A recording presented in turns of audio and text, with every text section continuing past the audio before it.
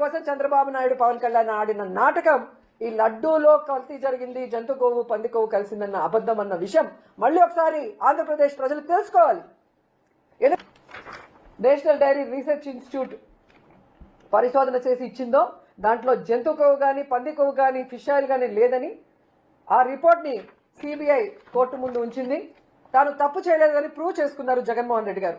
ఆయన కాళ్ళు గడిగి చంద్రబాబు నాయుడు పవన్ కళ్యాణ్ నెత్తి మీద చల్లుకోవాలి.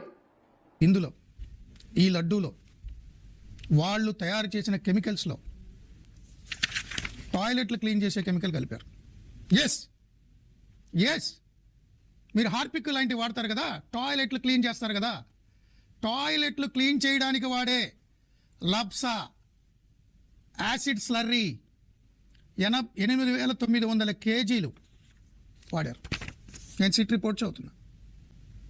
టాయిలెట్లు క్లీన్ చేసే లప్సా అనే కెమికల్ కూడా వాడారు లడ్డూలో. శ్రీవారి లడ్డూలో కొవ్వు కలవలేదు, కల్తీ లేదంటారేంటి మీరు? నెయ్యే లేదు, ఆవే లేదు, పాలే లేవు, వెన్నే లేదు, కంప్లీట్ రసాయనాలు. నెయ్యి లాంటి వాసన రావడానికి ఇలాంటి కెమికల్స్ కలిపారు. కొవ్వు కలిసింది ఎన్డీడీబీ రిపోర్ట్లో ఉంది. పంది కొవ్వు, జంతు కొవ్వు, ఫిష్ ఆయిల్ ఉన్నాయి అని ఎన్డీడీబీ రిపోర్ట్లో ఉంది.